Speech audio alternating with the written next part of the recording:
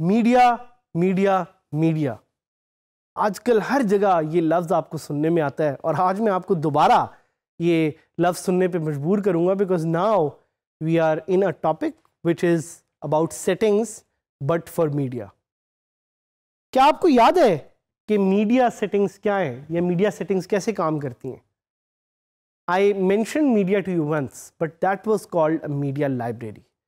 Media library क्या होती है?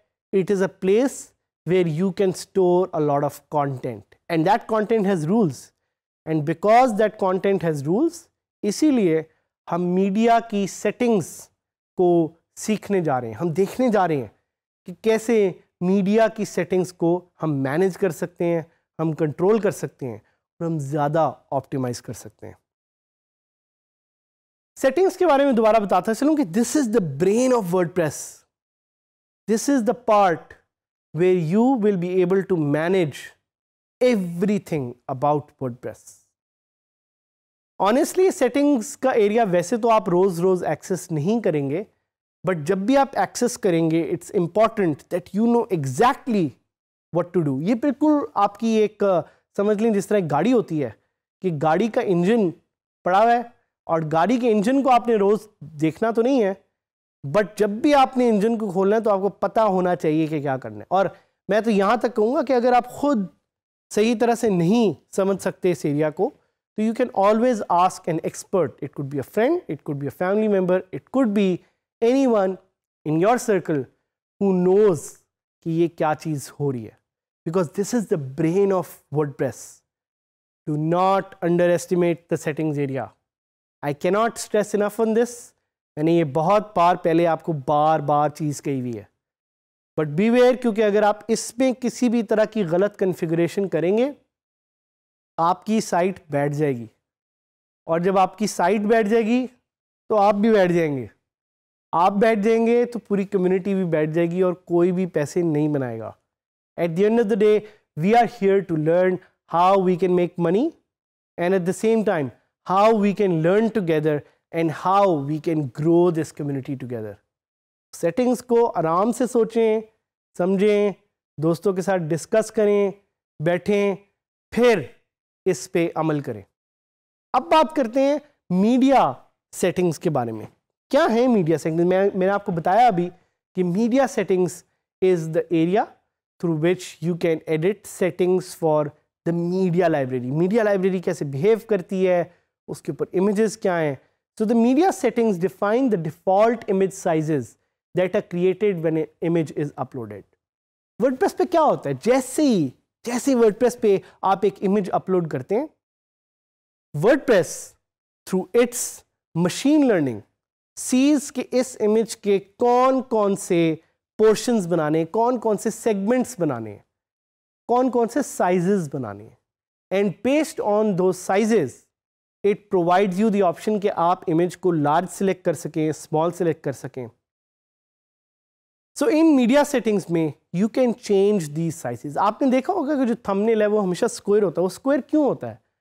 Because you define it in settings कि मुझे ये मीडिया थंबनेल इस साइज का चाहिए। अगर आप मीडिया थंबनेल की सेटिंग्स को चेंज करेंगे तो you can also get thumbnails of different sizes.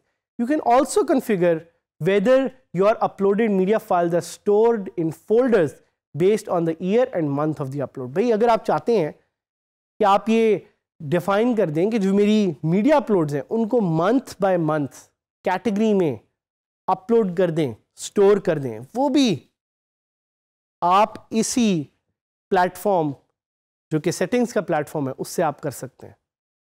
So it's very important because this area allows you to make all these changes which are going to be very critical to how images work। और साथ ही साथ it's not just about images। Media library में मैंने आपको बताया था बहुत सारी और चीज़ें भी अपलोड हो सकती हैं। क्या क्या? रिमाइंड कराएं मुझे। सबसे पहले images or one image is worth more than 1,000 words। Images make websites beautiful। They make websites visual। और इसीलिए ये वो एरिया है जिधर आप इमेजेस को एडिट कर सकते हैं। There are a few plugins which will also give you the opportunity to enhance the media settings to edit things like audio, video, but by default आप सिर्फ यहाँ पे images ही की settings को change कर सकते हैं. So दो major settings हैं इधर. एक जैसे कि मैंने आपको बताया कि आप image के different sizes को change कर सकते हैं और आप uploaded files के organized folder structure को यहाँ change कर सकते हैं.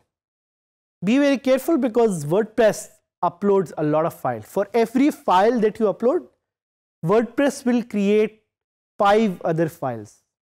इसका क्या मतलब है? इसका मतलब है कि अगर आपने एक फाइल अपलोड की है WordPress पे तो वो उसकी 5 फाइल्स खुद बनाएगा और अगर आपने 100 फाइल्स अपलोड की हैं तो वो उसकी 500 फाइल्स खुद बनाएगा. So you have to be very cautious कि आप सेटिंग्स को सही तरह से कॉन्फ़िगर करें ताकि आपकी वर्डप्रेस की साइट ऑप्टिमाइज रहे और ज़्यादा स्पेस और ज़्यादा बैंडविड्थ यूज़ ना हो. क्या करते हैं अब हम चलते हैं लाइव ताकि आपको मैं दिखा सकूं कि ये जो फाइल्स हैं ये कैसे अपलोड हो रही हैं, ये कहाँ अपलोड हो रही हैं and how we can change them in settings. So अब देखते हैं कि वर्डप्रेस इमेजेस को अपलोड कैसे करता है. सबसे पहले मैं जाऊँगा गूगल पे और मैं एक इस्लामाबाद बल्कि पाकिस्तान से रिलेटेड इमेज डाउनलोड करूंगा.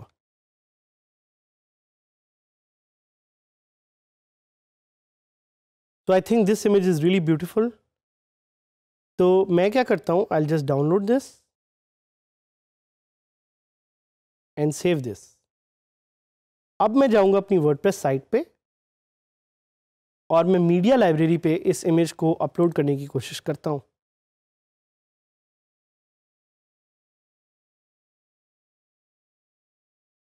अब आप देख रहे हैं ये इमेज अपलोड हो गया है. So I will go to my library and I will click on the image. So you can see this image has been uploaded here.